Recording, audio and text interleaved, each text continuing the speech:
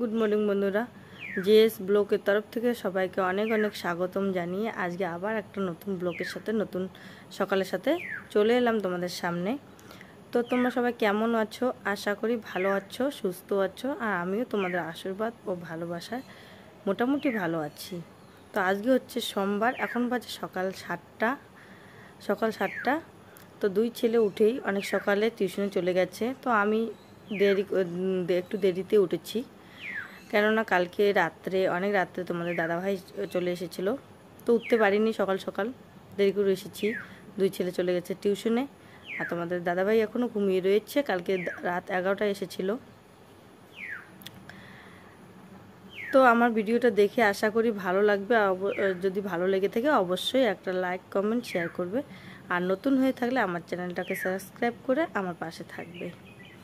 তো চলো, এখন উঠেছি। এখন উঠে আর ছাগলগুলো ছেলে বের করে নিয়েছে ঘর থেকে। এখানে শুয়ে রয়েছে বারান্দায়। ওরা সবসময় বারান্দায় শুয়েই থাকে, কোথাও যায় না এদিক সেদিক।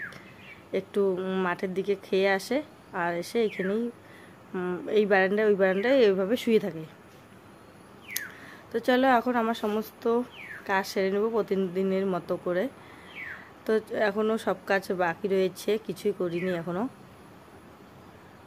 যেরকম উঠোন ঝাড় দেওয়া, বাসন মাজা, এগুলো সব রয়েছে। তো চলো ঝটপট করে সমস্ত কাজগুলো সেরে নেব।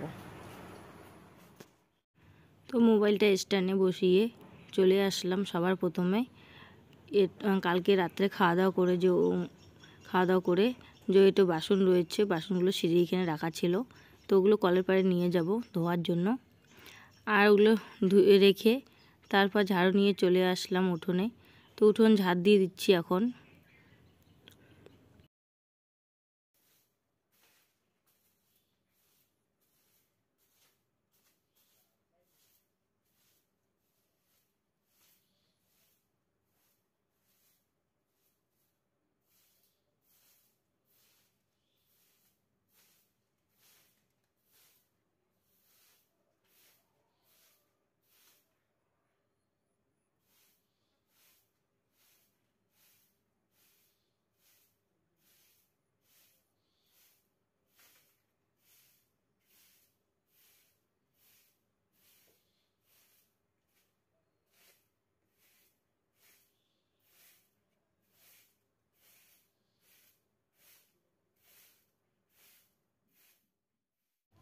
তো আমার উঠোন ঝাড় দেওয়া হয়ে গেছে, চলে আসলাম কলের পাড়ে বাসন মাজতে। এখন বাসনগুলো মেজে নিচ্ছি।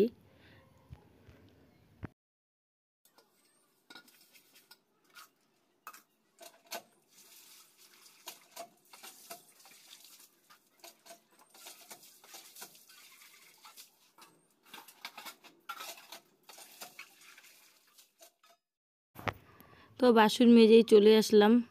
এদিকে দেখো মশারিটা নোংরা হয়েছে। তো উপরের সাইডটা বেশি নোংরা হয়েছে, ওইদিকে সবসময় ফ্যান চলতে থাকে, তাই ওটা তাড়াতাড়ি করে নোংরা হয়ে যায়। তো ভাবছি মশারিটা আজকে ধুয়ে দেবো, তাই বের করে নিয়েছি। এখন মশারিটা ভিজিয়ে রাখবো, পরে ধুয়ে দেবো। আরও ছেলের জামা কাপড়ও রয়েছে। তো ব্রাশ করে চলে আসলাম এদিকে। আর এখানে দেখো অনেক ভিজে জামা কাপড় রয়েছে, এদিকে মেলে দেওয়া রয়েছে বারান্দায়। এগুলো রোদ্রে দিয়ে দিব বাইরে।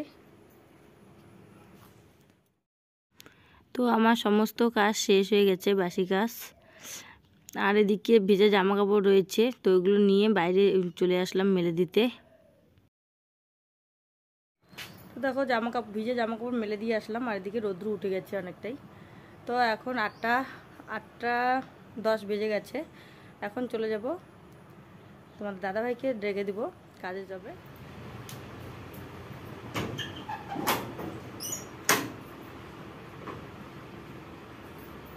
না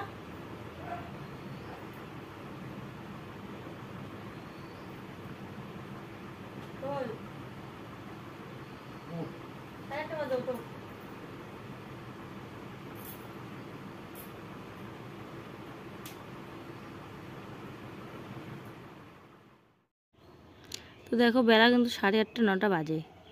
তো এখন মনে হলো যে চাল নেই, তো ধান সিদ্ধ করতে হবে। আর আকাশটাও ভালো যাচ্ছে না, নাহলে অনেক আগেই সিদ্ধ করে নিতাম। তো এখন দেখি রৌদ্র উঠেছে, তো এদিকে ধান বসিয়ে দিব, সিদ্ধ করে নেব। এই হাঁড়িটা দিয়ে এক হাঁড়ি ধান সিদ্ধ করে নেব, বেশি করব না। তো এখন পাটকাঠি দিয়েই ধান সিদ্ধ করব। তো ধান সিদ্ধ করতে করতে বসে বসেই ভাবছিলাম যে ধান সিদ্ধ করার পর রৌদ্র না হলে ধানগুলো নষ্ট হয়ে যাবে। তো তাই হয়েছে। দেখো, ধান সিদ্ধ করার পর একদম রৌদ্র নেই। এদিকে নিয়ে এসে দিয়েছি বাড়ির দিকটা। তো অনেকক্ষণ পর তোমাদের সামনে চলে এলাম। এখন বাজে বেলা 1:30। তো চান করে চলে এলাম তোমাদের সামনে। ধান সিদ্ধ করেছিলাম, ধান ওইদিকে দিয়ে দিয়েছি, ওদিকে বাইরে দিয়ে দিচ্ছি। রৌদ্রুর জন্য দেখা যাচ্ছে না, এতক্ষণ রৌদ্র ছিল না, তাই এখনই রৌদ্র উঠেছে আবার। তো এখন ভাত বসিয়ে দিব, ঘর লেপে নিয়েছি, এখন ভাত বসিয়ে দিব। তো ধান বাইরে দিয়ে দিয়েছি, বেশি একটা রৌদ্র নেই। আর এদিকে ভাত বসিয়ে দিয়েছি উনুনে। আর এদিকে কলমি শাক নিয়ে এসেছিলো কালকে রাত্রে, তো কলমি শাক বেছে নিচ্ছি বসে বসে।